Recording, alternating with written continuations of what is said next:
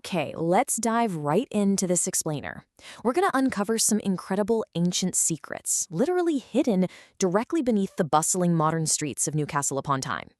We're looking at a site that was once a vital piece of the mighty Roman frontier, a place that saw emperors, legions, and this whole thriving community, all way, way before the concept of modern England even existed.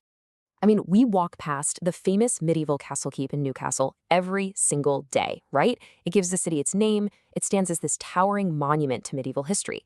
But here's the crazy part. Few people realize it actually acts as a massive modern facade. It is perfectly concealing a much, much older buried stronghold. Long before that medieval castle was ever constructed up on that hilltop above the River Tyne, a Roman settlement known as Pons Aelius sat in that exact spot, guarding the northern bridgehead. Now, the scale here is really fascinating. At just 1.53 acres, which is about, 6,200 square meters, this military fort was actually quite small by standard Roman military dimensions. It's tiny. But don't let that small physical footprint fool you, because it packed a massive strategic punch.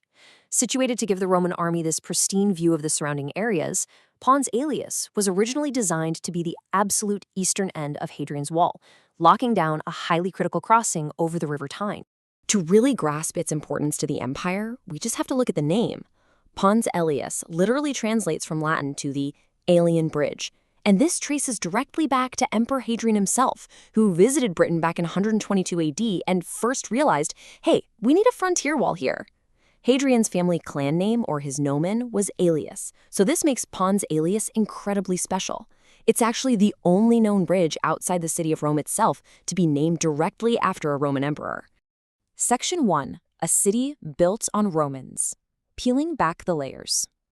Let's metaphorically dig down through the concrete and see how this modern city developed right on top of an ancient frontier. So, despite the fort's tiny physical footprint we just talked about, it supported this really bustling settlement. We're talking an estimated population of 2,000 people living right on the edge of the empire.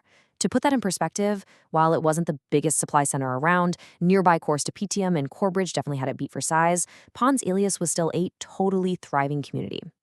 It wasn't just cold, isolated soldiers shivering in the rain. It was a living, breathing town at the edge of the known Roman world, all connected by a military road following the Great Wall. Section 2. The Emperor's Bridge, an evolving fortress. We start off in 122 AD with Hadrian's initial visit, which kicks off the fort's whole life cycle. But, the frontier was a dangerous place.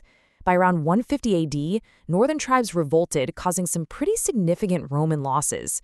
So to fix that, by circa 158 AD, vital reinforcements arrived all the way from the German provinces to bolster the garrison.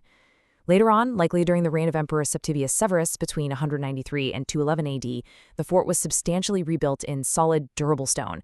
And it stood strong for centuries until the fading days of Roman Britain, eventually being abandoned around 400 AD. Section 3. The diverse garrison, manning the frontier. So who were the actual people manning this cold northern edge of the Roman Empire day in and day out? Well, the garrison stationed at Pons Aelius was incredibly diverse over its lifespan. You have the famed Legio V Victrix, the 6th Victorious Legion, who were likely doing the heavy lifting of building or rebuilding the fort in stone around 158 AD. Then we see troops from the cohort of Ulpian Cugerni stationed there in the early 3rd century. But pay attention to that last group, the Cohors I Cornoviorum. They were raised from the Cornovi tribe who inhabited the areas of Cheshire and Shropshire. What makes them so special? They are absolutely the only known native British unit to actually be stationed on Hadrian's Wall. How cool is that? Section 4. Treasures in the Tyne. Archaeological finds. Now let's explore the actual archaeological mystery of what was left behind in the mud and earth for us to find. Because the medieval castle and modern city center were built directly over the fort's layout, excavations have been, incredibly tough. You can't exactly just bulldoze downtown Newcastle, right? But selective digging around the keep and dredging the river has yielded some stunning treasures. We're talking extensive pottery shards, building engravings, and this remarkable dedication stone to Empress Julia Domna dated 213 AD. Archaeologists even uncovered 2 rare stone sarcophagi containing the remains of a wealthy Roman, alongside a silver hairpin. And, showing how the site was reused way after the Romans left, excavations back in the 70s through the 90s revealed over 600 later Anglo-Saxon graves built right over the old fort. Among those finds were 7 incredible altar stones, and the ones dedicated to water-related gods like Neptune and Oceanus are particularly fascinating.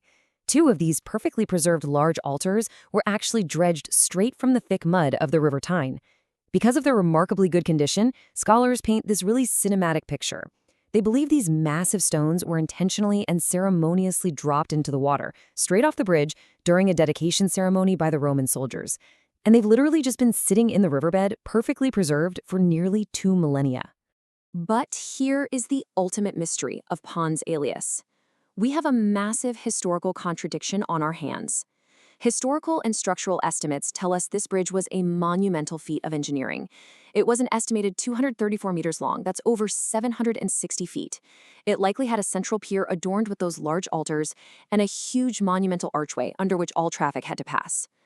Yet, look at the archaeological reality.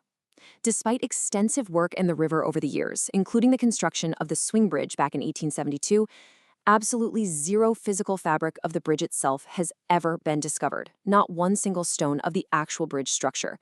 It has completely, totally vanished. And that leaves us with a fascinating final thought for this explainer. We've seen how an entire emperor-named bridge, a stone fortress, and a bustling town of 2,000 people essentially vanished, swallowed up by time and the concrete of a modern city. It really makes you wonder, doesn't it? History isn't just something confined to the pages of textbooks. It is quite literally buried in plain sight beneath our modern world, just waiting to be unearthed. Next time you walk down a city street, ask yourself, what forgotten empires might be sleeping directly beneath your own feet?